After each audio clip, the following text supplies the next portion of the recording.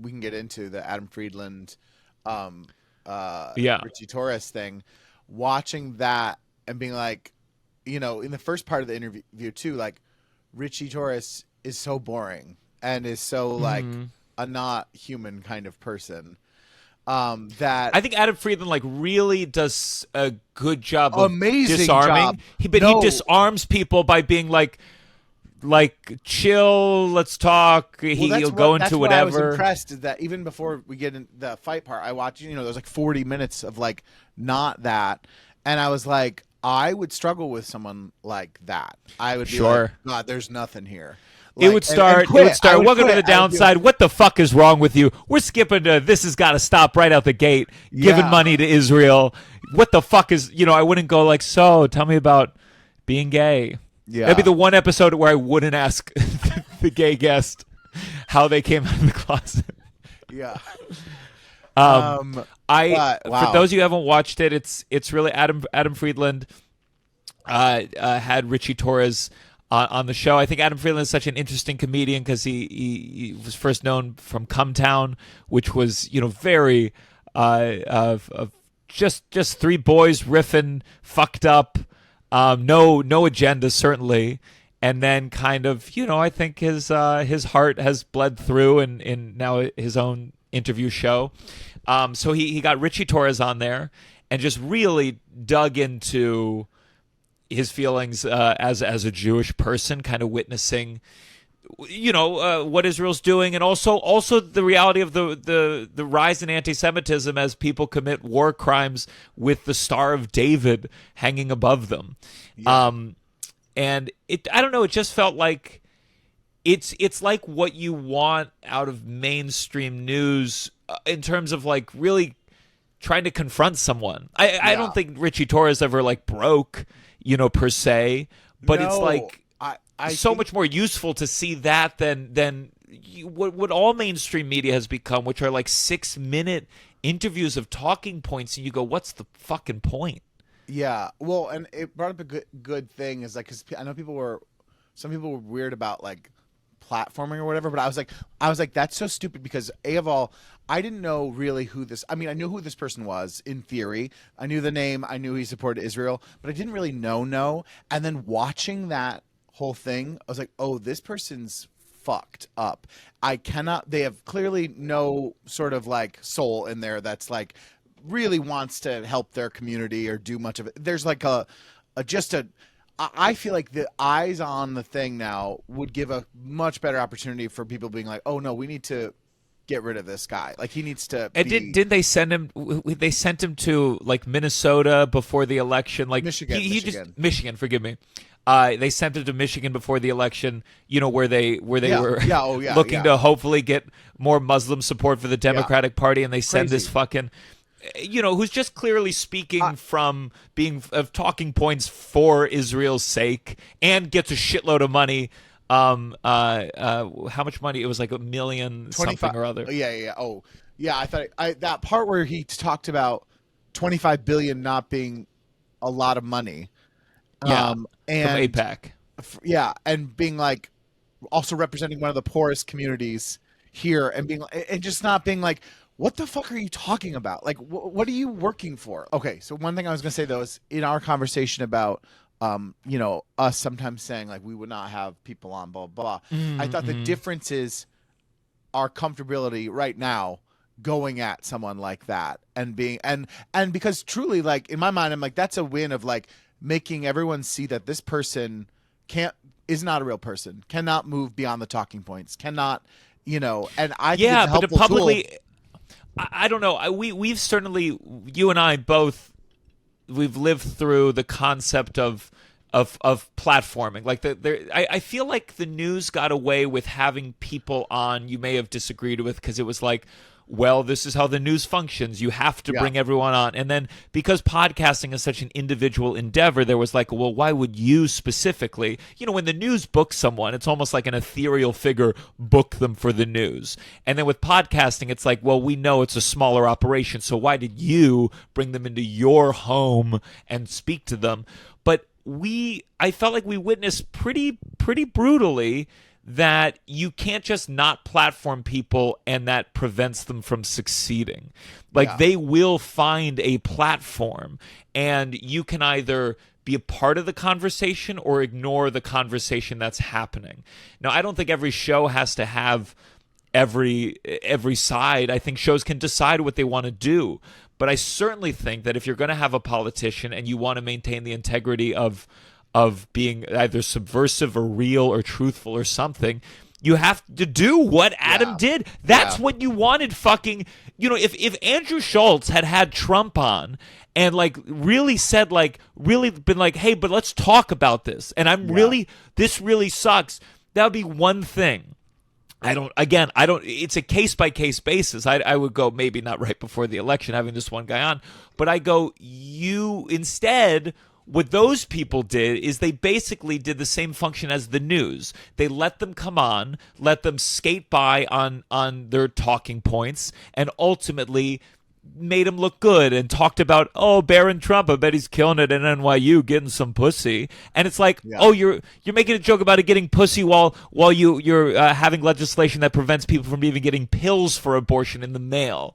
So I don't know. I think there's like we see Trump all day, every day too. So I also thought this was an interesting thing of like, I've heard the name Richie Torres. I know that he supports Israel and what they're doing, but to see the reality of that politician and to be like, oh God, it really was like this person you don't see every day. And then like, so let's dig into why you support this so much. And then, I thought that it was an interesting thing. And I also think like, one thing that was annoying, and it's something that the left side of politics does a lot, is there was like, good on Adam for doing this, but once again, this is centered on Jewish feelings and not the Palestinians that are being murdered and starved.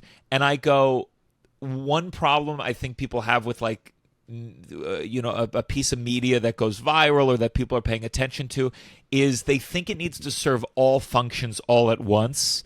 And I would argue that in this particular case, other than being a very moving piece, and that's just how it happened. This is the thing that popped off. It's just one person doing one thing. Yeah. If they had gone on and didn't talk about their perspective, their feelings, it wouldn't have had the same impact. And I would say, like, look, if this particular piece of content and interview moves specifically Jewish Americans or Jewish Americans who have felt frustrated and confused, and maybe moves them a little in the direction of fighting or not voting for politicians that carte blanche give Israel all the money, that's great. Yeah.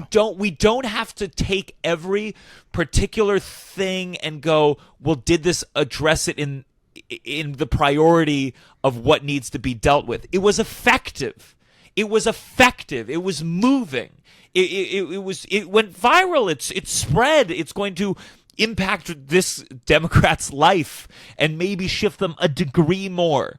And you gotta take some fucking victories. Like, of course you're not wrong. Of course, but if Adam Friedland went on and just said, hey, why aren't you giving food to these starving Palestinians, and just yelled about that, it wouldn't have spread. Well, it also It came out of the real place of talking about, why are you so focused on fucking college campuses? Like, as someone that, and that's where it came out of, that genuine place of like trying to understand and connect the dots and not being able to, and saying, from my real perspective as the people you're talking about, I'm not seeing what you're seeing. And the point that he made about how Netanyahu and the Israel giving Hamas money all these years ago, and then if a college student gave $5 to Hamas, they go to jail or they'd be deported and it's like, what I like about it is I know there's so many Democrats out there, and I feel like I speak to this as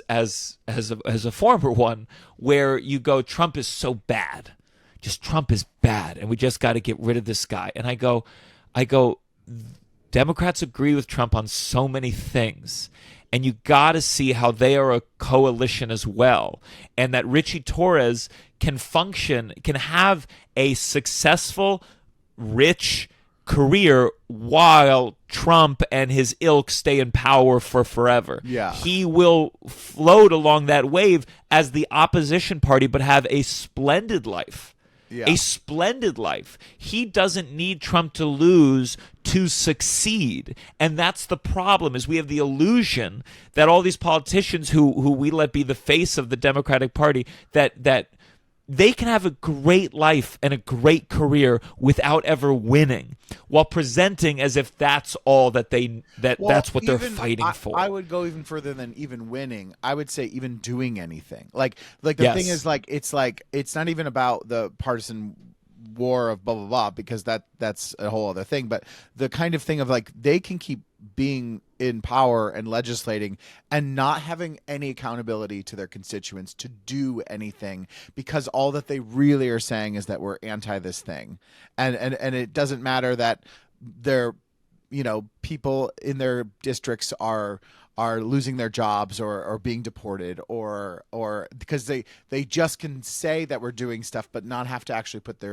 any skin in the game and have to do anything about it, because it's just like, yeah, it's actually like helps them a lot of times. I honestly think that it's like it's like this thing of being like, as long as there's a boogeyman, we can keep doing this game, and we're not as bad as that, and I'll keep fundraising off that. I'll make so much fundraising money off that, and sustain a career, because the worst thing would be is if there's no opposition and you have to do things and actually have to govern and do the harder work.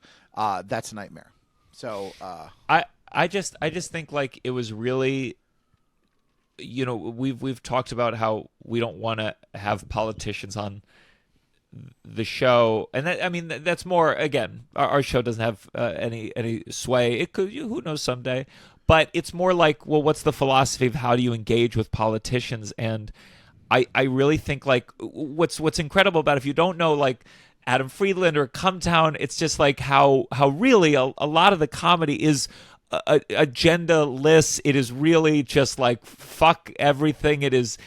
I mean, a lot of people get in trouble for the one time they were on Come Town because they just talk about such crazy shit. And to see someone who just thrived and has a career off that comedy space to go, okay, I got a politician on the show. What am I going to do? I'm going to be, it's the most vulnerable episode. It's the most like in the face of people that actually make legislative decisions go, well, this is what I'm going to do. And I look at all these comedians who their version of like, journalism. I mean, every time I see that fucking the New York Times, is Andrew Schultz the most powerful journalist in the world? I go, they saw the power, and once they had the access to that power, decided like, oh, I'm going to keep doing the comedy in this space and call it journalism, as opposed to this where it's like, yeah, when you have people in power, you need to confront. And those powerful people, maybe it means no politician will ever come on Adam Friedland's show again. I'm sure. Yeah. I'm sure that no Democrat, a corporate facing person is ever going to do the show. But we got this moment. Yeah. And the mainstream media should be feet to the fire to go to, oh, Jake Tapper, you're not actually confrontational. You're not actually subversive. You facilitate 6-minute sound clips, and what's the point of it? Yeah. It's just for people like, my mom to like get a vision of like how the world's functioning, and we're trying to get Trump. Yeah. We're trying to. So I don't know. I thought it was really admirable, and I think especially in the face of how comedy has functioned with politics, it kind of said, hey, here's someone who is comedy forward, to use the industry term, who in the face of like this goes, I'm just going to fucking say, what the fuck are we doing? And it's just so good to see someone just continually push to be like, be real. Be real. And the guy looks like a freak because he refuses to. Cannot do it. Cannot be authentic. Cannot be present. Cannot be a human being. And you should see that like that, that's a tell. It's a tell that the person is speaking with too many too many interests that they have to maintain, and too many talking points. And yeah, I mean, look, I don't see, again, podcasting is just a medium, but the question is, like, should politicians be able to engage in more human dialogue? And I think the answer is yes. Again, there are people who are talented who can certainly drive propaganda while talking casually. Sure. But you need to confront propaganda on multiple prongs, and so much has just been in this 6-minute soundbite over a Zoom connection with a delay. And I think when you have longer conversations, you can break it up. You can still have propaganda, but it just allows more ability to shine a light and maybe see the cracks, in my opinion. That being said, Richie Torres is going to be on the show next week. I can't wait to see what This Has Got to Stop. He's like, oh my God, the snacks at the airports in Tel Aviv. Come on, let's get some of that world famous hummus in here.